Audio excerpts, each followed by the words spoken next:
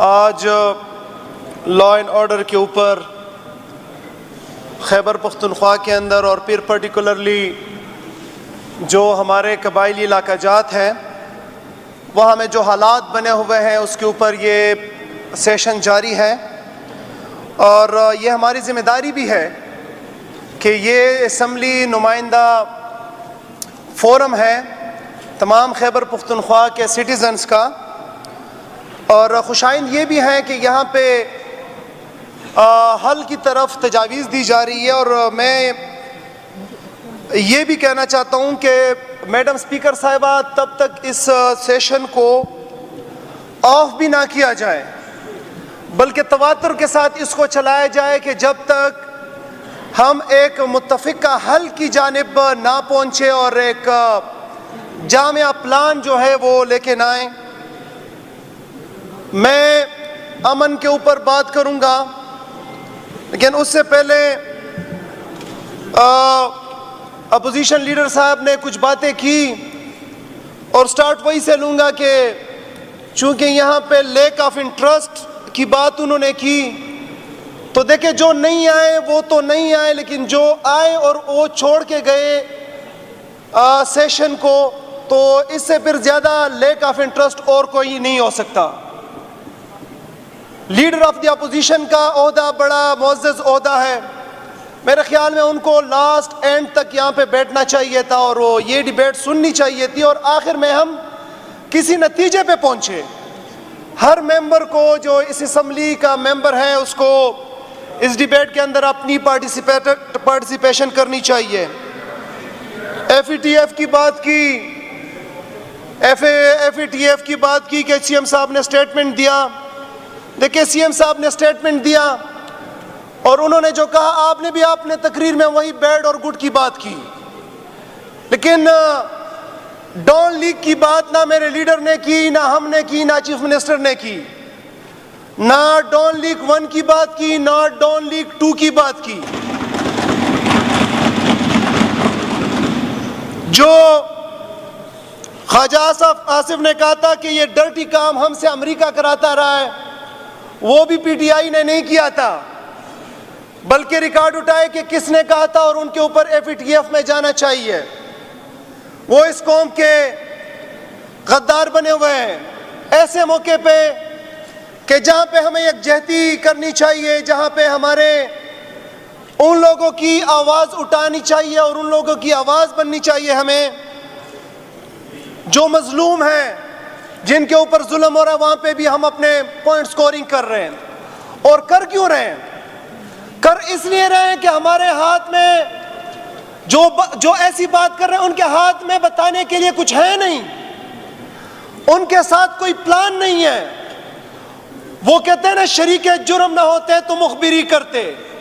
शरीके जुर्म हैं, मिले हुए हैं, वो उनके पास अखलाक की जुर्रत नहीं है। उनके बॉसेस ये कर रहे हैं तो वो तो उनके नीचे हुकूमत कर रहे हैं 17 सीटों के साथ, वो क्या बात करेंगे उनके सामने। जनाब स्पीकर साहबा, मैं आता हूं अमन के ऊपर। अभी 2001 9/11 के बाद अमन के हवाले से और ऑपरेशन के खिलाफ जो सबसे तवाना आवाज है, जिसको दुनिया सुनती है और जो सबसे कंसिस्टेंट आवाज है, वो चेयरमैन इमरान खान की है कि जब 2004 में ऑपरेशन स्टार्ट हो रहे थे तो फ्लोर ऑफ द हाउस एक बंदे ने आवाज उठाई और उन्होंने कहा कि ऑपरेशन नहीं होने चाहिए। और आज तक वो मर्द कलंदर अपनी बात के ऊपर कायम है। आज भी उनका यही मौकिफ है कि ड्रोन्स अटैक नहीं होने चाहिए। आज भी उनका यही मौकिफ है कि मिलिट्री ऑपरेशन नहीं होने चाहिए। आज भी हम ये समझते हैं कि इसका हल मिलिट्री ऑपरेशन नहीं है। और जो ये समझते हैं कि मिलिट्री ऑपरेशन के थ्रू, वो ये समझते हैं कि इससे खैबर पख्तूनख्वा में और कबायली इलाका जात में आप कोई खैरखाई कर रहे हैं। तो अगर आप वाकई खैरखाई करना चाहते हैं और खैरखा बनते हैं तो मर्जर के बाद इन मर्ज अजला का जो आप 100 बिलियन पर ईयर कमिट किया था सरताज अजीज कमेटी में वो दे दे। जो आपका NFC अवार्ड के अंदर उनका ड्यू शेयर बनता है 14.62 से 19.46 तक, वो शेयर दे दे। आप वहां पे तेज तरक्की लेके आए। आप जो है खैबर पुख्तनख्वा के 18th अमेंडमेंट और 25 अमेंडमेंट के जो इख्तियारात है वो ना काटे। आप यहाँ पे ऐसी खुद साख्ता कमेटियां ना बनाए। आप यहाँ पे PND के नीचे फंड की डायरेक्ट तकसीम विफाक से ना करे, जो कि डायरेक्ट 18 अमेंडमेंट के ऊपर आप हमला कर रहे हैं। और ऑपरेशन के खां जो लोग हैं वो कहते हैं हम यहाँ पे अमन लाना चाहते हैं। देखिए, ये डिबेट तो बाद में होगी कि ऑपरेशन से अमन आता है या नहीं। 2004 से जो ऑपरेशन हुआ है $बिलियन, उसके ऊपर हमारा खर्चा आया, हमारा नुकसान हुआ, थाउजेंड्स ऑफ लाइव्स, हजारों की तादाद में जिंदगियां हमारे सिविलियंस की, हमारे फौजियों की वो जाया हो गई, शहादतें हो गई, लेकिन हम किसी नतीजे पे नहीं पहुंचे। अब क्वेश्चन ये है कि क्या इतने रिकॉर्ड के बाद, तारीख के बाद, क्या फिर भी मिलिट्री ऑपरेशन से अमन आ सकता है? तो ये ज़िम्नी सवाल है। इससे पहले जो सवाल है वो है ट्रस्ट डिफिसिट। अवाम के दरमियान ट्रस्ट डिफिसिट है, अवाम में ट्रस्ट डिफिसिट पाया जाता है। वो सवाल नंबर 1 ये करते हैं कि जो लोग यहाँ पे बदमनी फैला रहे हैं यहाँ पे आए कैसे। 2022 में बारहा तंबीह करते रहे कि वो आ रहे हैं, अमन पासून करते रहे कि आ रहे हैं, वो क्रॉस कर रहे बाउंड्रियां, रोको उनको। फिर से वो वाला 2004 से ऑनवर्ड वो सिलसिला शुरू होगा। खैबर पुख्तनख्वा के हर चौक चौराहे में खून होगा, खैबर पुख्तनख्वा के हर मस्जिद में धमाका होगा, हमारे शहरें उजड़ेंगी, हमारे देहात उजड़ेंगे। लेकिन किसी को नजर नहीं आ रहा था और किसी के कान पे जू नहीं रिंग रही थी। हम बार बार सुवात में अमन पासून, खैबर में अमन पासून, बाजवड़ में अमन पासून, वजीरिस्तान और अगज़ई कुरम में अमन पासून, साउथ में अमन पासून, पेशावर में अमन पासून, लेकिन नहीं आए। अब लोगों के अंदर ट्रस्ट डिफिसिट है कि इतना बताने के बावजूद वो लोग आए यहाँ पे। फिर क्या तुक बनता है? अगर हम वो वाला बॉर्डर सिक्योर कर सकते हैं तो अफगानिस्तान के साथ बॉर्डर हम सिक्योर क्यों नहीं कर सकते? अगर उस बॉर्डर पे दहशतगर्द नहीं आते तो इस बॉर्डर पे दहशतगर्द क्यों आ रहे हैं? इसको समझने की जरूरत है।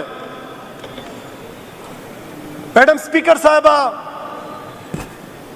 हुकूमत खैबर पुख्तनख्वा अपने लोगों के साथ खड़ी है।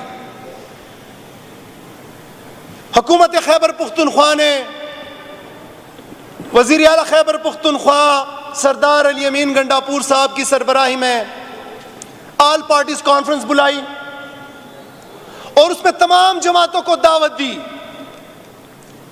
कि आप आए, मिल बैठे, डिबेट करें और जिन पॉइंट्स के ऊपर हमारा इत्तेफाक होता है उसके ऊपर हम आगे चले अमन के हवाले से। लेकिन अनफॉर्चुनेटली चूंकि इनका शायद प्रायोरिटी नहीं है अवाम, क्योंकि अवाम ने तो हमें वोट दिया है, अवाम के इलेक्टेड तो हम हैं और हम जवाबदेह हैं, तो वो जो APC का बयानिया है हमारी हुकूमत उसके ऊपर मन स्टैंड करती है।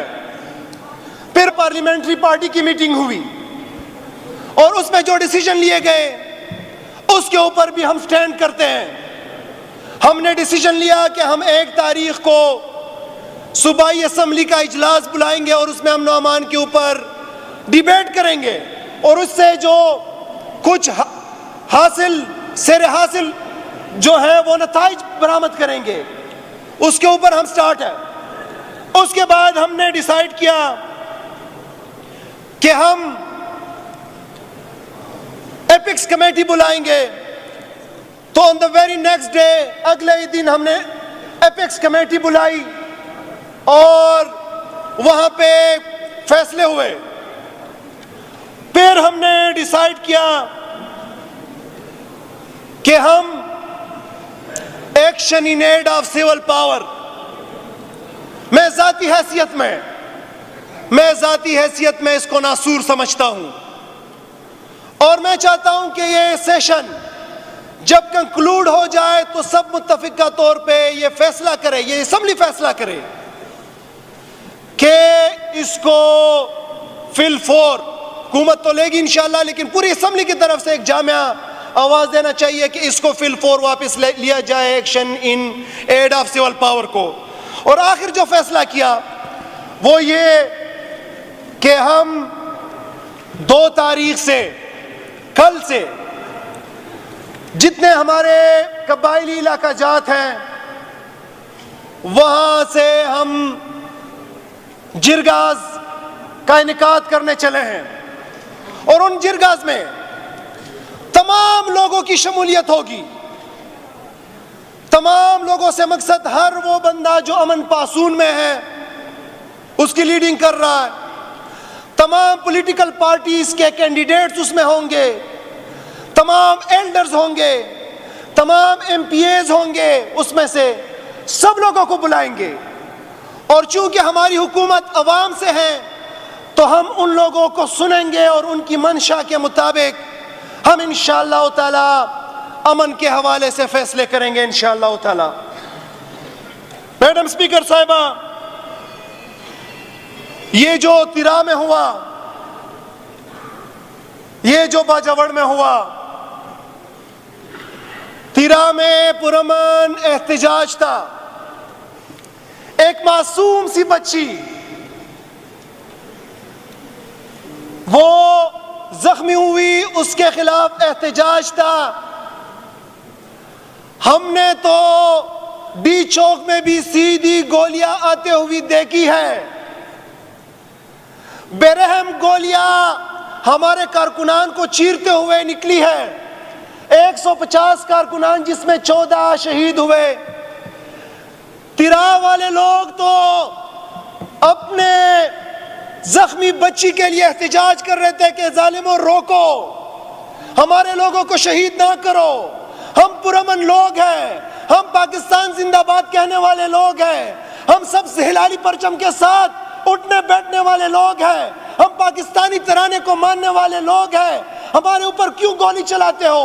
वो खून अभी खुश्क नहीं हुआ था कि बाजावड़ में खून की होली खेली गई। बाजावड़ में लोगों को शहीद किया गया।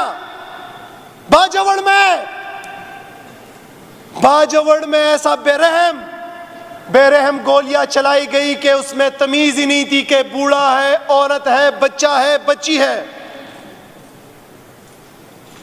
वो शायर कहता है कि बहालो खून सड़कों पे मेरे मासूम पठानों का, बहालो खून सड़कों पे मेरे मासूम पठानों का, मगर इतना बता दो तुम, वतन जब खून मांगेगी तुम्हारे पास क्या होगा, तुम्हारे पास क्या होगा। आखिर में ये कहना चाहता हूं, चेयरमैन साहब इमरान खान कहते हैं कि no operation so no operation. Imran Khan कहते हैं no drone attack so no drone attack. यही हमारा रास्ता, यही हमारी पॉलिसी, यही इसी रास्ते के ऊपर हम चलेंगे। बहुत शुक्रिया जी। शुक्रिया मीना।